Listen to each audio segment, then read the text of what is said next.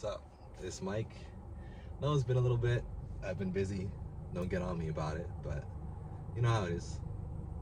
Things just happen like that sometimes. But the reason I'm back and the reason I want to record a video today is because despite all the work that I've been doing on myself and despite all the different mindset and the mentality and just the general day-to-day life changes that I've made, I feel like I'm still living out of fear and that I have a lot of fears in my life that are really holding me back. And it's crazy because I spent months and months and months and months just what I thought was conquering my fears, getting over my fears and moving past my past and my childhood especially. But as things move on, as life goes on, stuff happens, things come up, and you find new fears, or you realize that you never really conquered the fears, you just prolonged them. You know what I mean? Or not prolonged them, but you just ignored them long enough that you forgot about them. And I say this now because I do feel like I'm at a turning point in my life, and I need to make a few really big decisions. And whether or not I move forward with my plans, it could really change my life in a big way. But I'm scared. There's a lot to be afraid of. And man, the biggest thing right now for me is the fear of failure. I've struggled for a large part of my life, and I don't want to have to struggle anymore. And there's a part of me that feels like if I proceed with some of the things that I'm planning on doing, that I'm just gonna end up struggling again.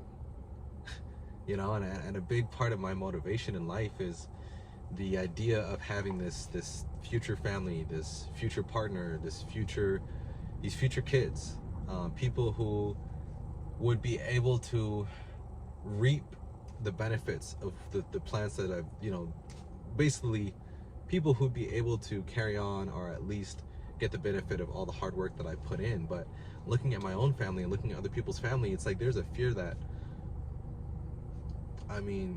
my kids might not even appreciate any of what I've done for them. They might not want anything to do with me by the time I'm done with everything I'm doing, right? There's no guarantee that my kids are ever going to come out happy and healthy. Who's to say that, my partner stays with me long enough for us to really build up this legacy for them? There's so many things that have to go right for my plans to come to fruition, and I'm no longer thinking about myself anymore, right? When it's just you, if you fail, it only affects you. Now if I fail, it's like a domino effect. And that's a lot more pressure than I had on me before. And it's difficult. It's difficult to have to kind of shoulder that burden. Another big fear of mine is the fear that I'll never live up to my potential. I know that sounds kind of weird, but I think a lot of people can relate to that. When you're young, you have all these grand goals and dreams and ambitions, and you have all these things in life that you feel you can achieve, and all these things that you feel you're destined for. And as you grow older, time slips away from you. You don't have the energy that you had anymore. You get told no one too many times, or you hit too many roadblocks, or your goals and your ideals just start to change over time, right? We all have phases. So who's to say that in a year's time, 2 years time, 3 years time, I'm even gonna want to keep doing what I'm already doing, right? There's also a fear that no one's gonna care. And I know that shouldn't matter, but it matters to me, right? I'm a self-taught developer. I taught myself how to code. I didn't go to college for it. I didn't take any classes or courses or anything like that. I sat in front of a computer while I was going to school full-time, while working 2-3 jobs, and I worked on projects, and I released apps, and I released games, and I did all this work. And by the time I graduated college and I was applying for jobs, right, and I got a business degree, not a tech degree, I got a general business degree with a minor in music, and I was applying to all these jobs, and I had a portfolio. I had live applications on the App Store. I had a website that I built myself that was hosting all of this. Nobody cared. What did I do all this for? Nobody cared. My first job after I graduated college had nothing to do with IT or tech. I didn't get the job because of my hard work and efforts. I got the job because of a connection that I had from all the way back from kindergarten. Why did I spend all this time doing all this work? Why did I go to college? Why did I go back to college and stay up till 2, 3 in the morning almost every single night working on my projects and working on my GitHub repository? You know what I mean? Like, what was the point of it all?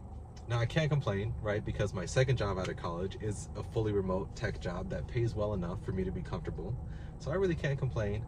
But it's just, you can't help but factor that in when you're trying to make plans. You can't help but factor that in when you're thinking about your future. You can't help but factor that in when you look at the years of time and effort that you spent getting to the point you're at right now.